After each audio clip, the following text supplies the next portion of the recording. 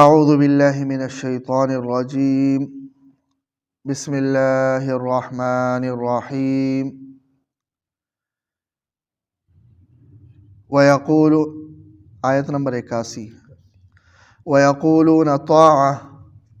فإذا برزوا من عندك بیت طائفة منهم غیر الذی تقول ویقولون اور یہ کہتے ہیں طاعۃ ہم نے بات مان لی فَإِذَا بَرَزُوا مِنْ عِنْدِكَ پھر جب آپ کے پاس سے یہ نکل جاتے ہیں بَيَّتَ طَائِفَةٌ مِّنْهُمْ غَيْرَ الَّذِي تَقُولُ تو مشورہ کرتا ہے ان میں سے ایک گروہ غیر الذی تقول آپ کی کہی ہوئی باتوں کے علاوہ پر عمل کرنے کا۔ یہ منافقین کی حالت تھی کہ آپ صلی اللہ علیہ وسلم کے سامنے وہ یہی کہا کرتے تھے کہ ہم نے آپ کی بات ماننی ہے اور اسی کے مطابق ہم نے چلنا ہے، بلکہ ان کے جو سردار تھے عبداللہ ابن ابی،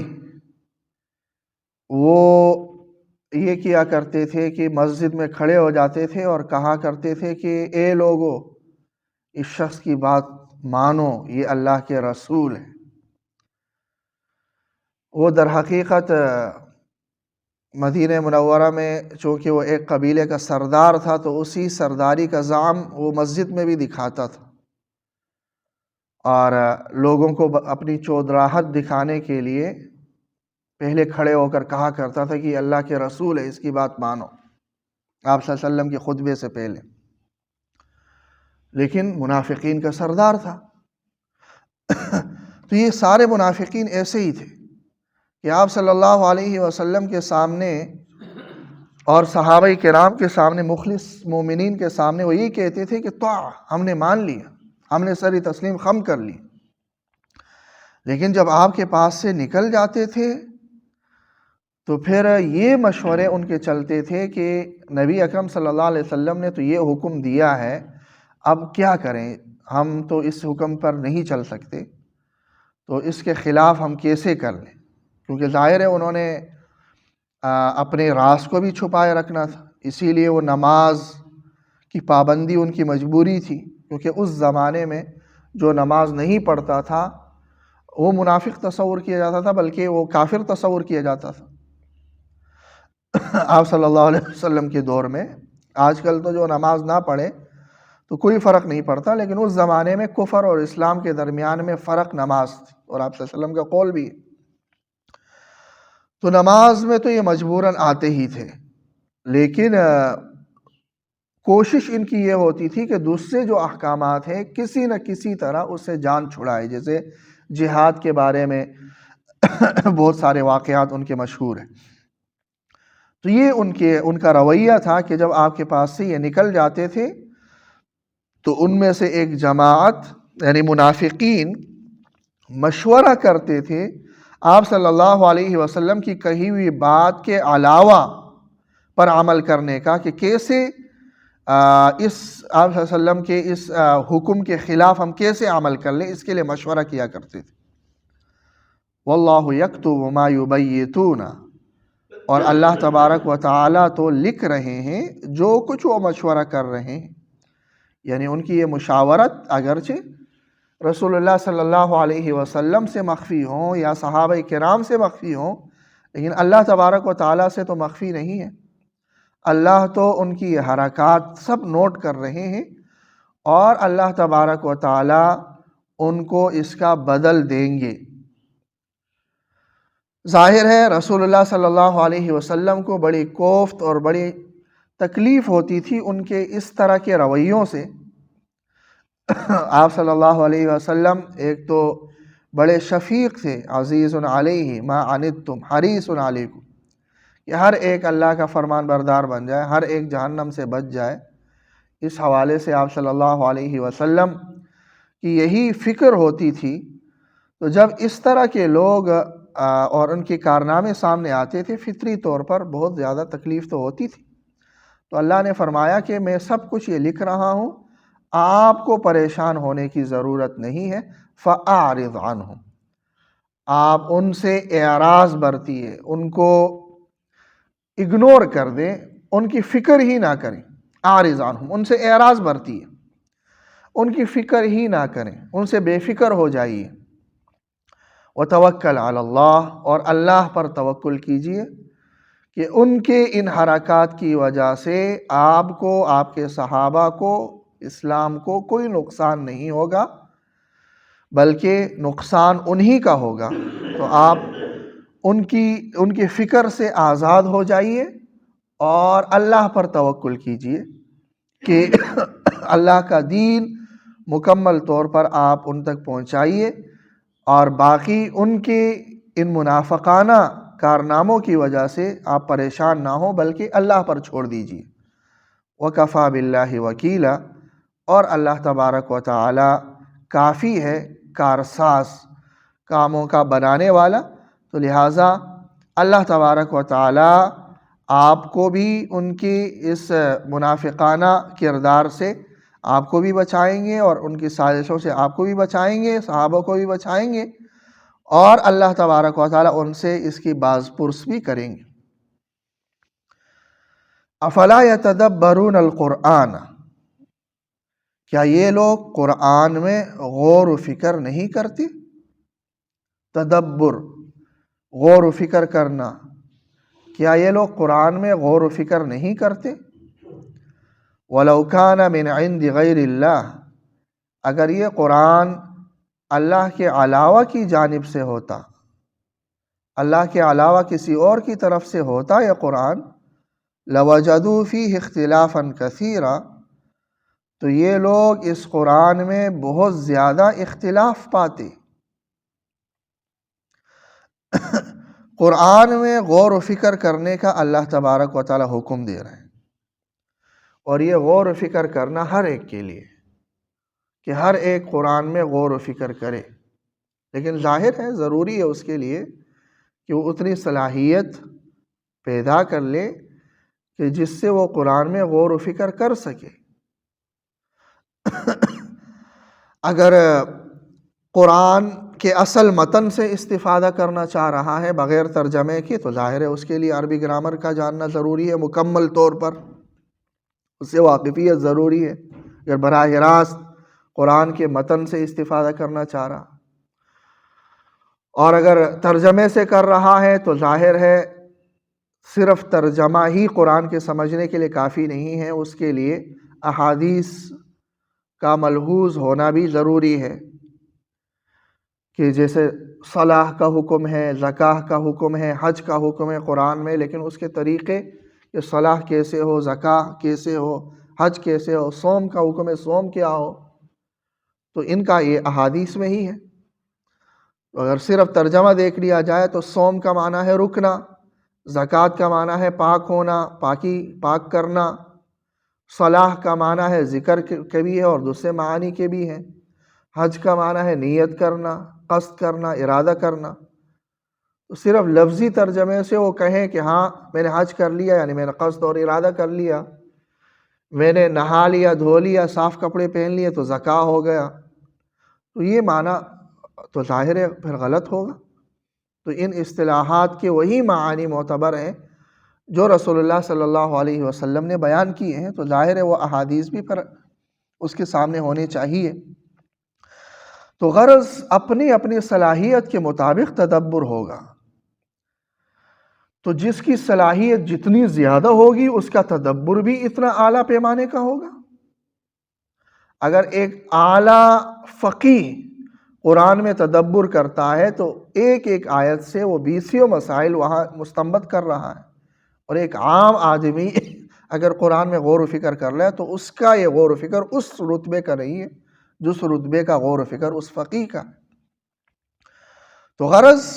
ہر ایک قرآن کو پڑھ سکتا ہے، اس میں غور و فکر کر سکتا ہے، لیکن ظاہر ہے اہلیت کے اعتبار سے اونچ نیچ تو ہوتی ہے۔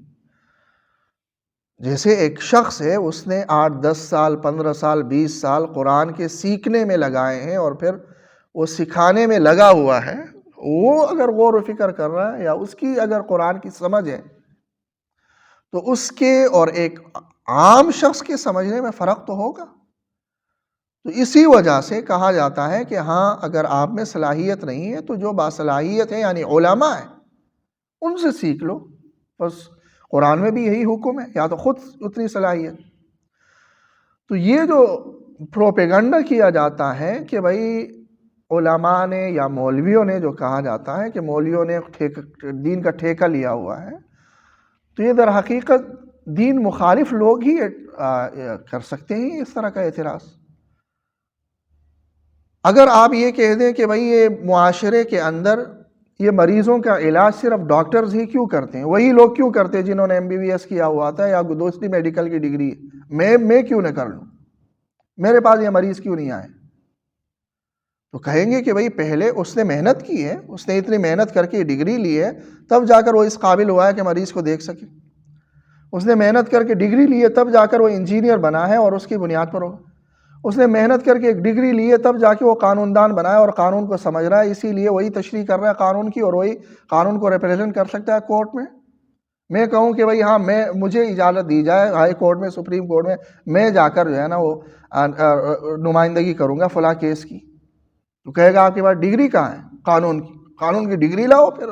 آپ اس کے ایلیجیبل ہیں. تو جب دنیا کے ہر علم کے اندر اس کے کچھ ماہرین ہیں اور وہ ماہرین کو اس کی تشریح کا حق دیا ہے آپ نے، تو صرف ایک دین ایک رہ گیا کہ وہاں پر آپ کسی ماہر کو تشریح کا حق نہیں دیتے اور یہ کہتے ہیں کہ یہ ماہر ہی کیوں تشریح کرے گا، اس نے دین کا ٹھیکہ لیا ہوا ہے. ایک جگہ میں نے ایک مسئلہ بیان کر دیا تو ایک شخص کہہ رہا ہے مولویوں نے ہوتے دین کو اپنے گھر کی لونڈی بنایا ہوا ہے. بھائی یہ ضروری نہیں ہے کہ مولوی ہی بیان کرے، آپ بھی بیان کریں. اگر مولوی نے آپ کو دین پڑھنے سے روکا ہوا ہے، قرآن پڑھنے سے روکا ہوا ہے، پھر تو یہ اس کی ٹھیکیداری ہے کہ کسی اور کو یہ دین کے قریب نہیں لانے دے رہا. جیسا کہ ہندو مت میں ہوتا ہے کہ صرف برہمن جو ہے نا وہ دین کے وہ پیشوا بن سکتے ہیں، وہ پنڈت وہی بن سکتے ہیں، اس کے علاوہ جو دوسرے ہیں وہ نہیں بن سکتے. تو یہاں تو ایسا نہیں ہے، یہاں تو ہر ایک کے لیے دروازے کھلے ہیں کہ جو آئے دین کو سیکھ لے. تو بہرحال یہ ایک مظلوم طبقہ ہے علماء کا جس کو ہر ایک نشانہ بنا رہا ہوتا ہے. تو غرض یہی ہے کہ جب ہم صلاحیت اتنی پیدا کر لیں کہ جس کی بنیاد پر ہم قرآن کو سمجھ سکیں تو ٹھیک ہے، آپ پھر قرآن کو سمجھیں. لیکن اگر آپ کے اندر اتنی صلاحیت نہیں ہے، قرآن کی ساری آیات آپ کے ملحوظ نہیں ہیں، ساری آیات آپ کے سامنے نہیں ہیں، اور جیسے کہ پیچھے ہم نے ایک آیت پڑھی کہ جس میں یہ ہے کہ یا ایھا الذین آمنوا لا تقربوا الصلاۃ، اے ایمان والو نماز کے قریب نہ جاؤ، وانتم سکارا، جب کہ تم نشے کی حالت میں ہو. نشے کی حالت میں ہو تو نماز کے قریب نہ جاؤ.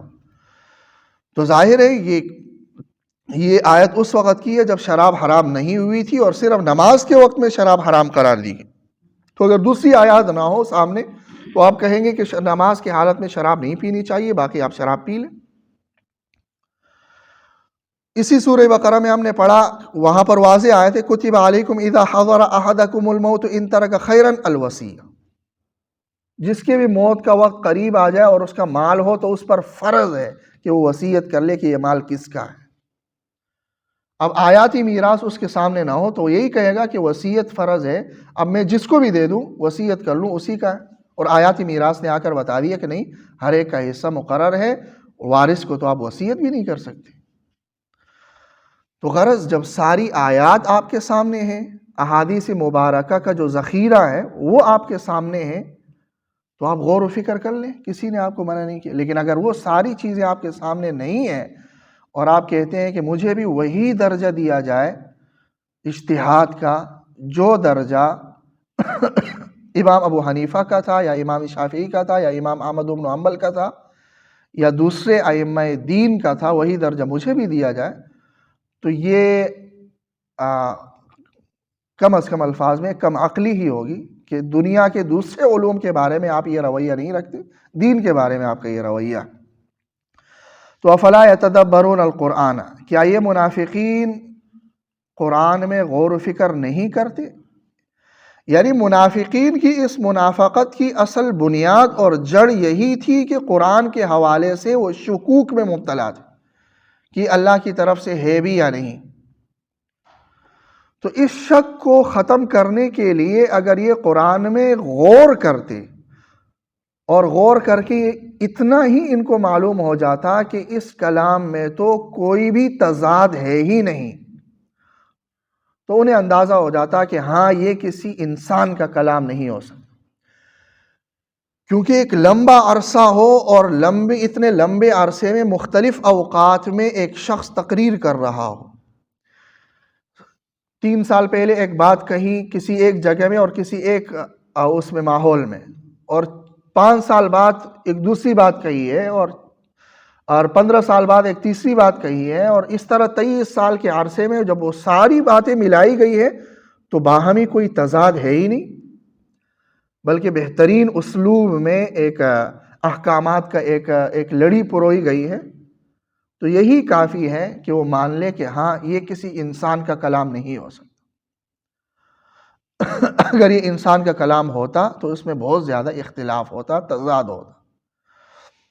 اور یہ تضاد کی عدم موجودگی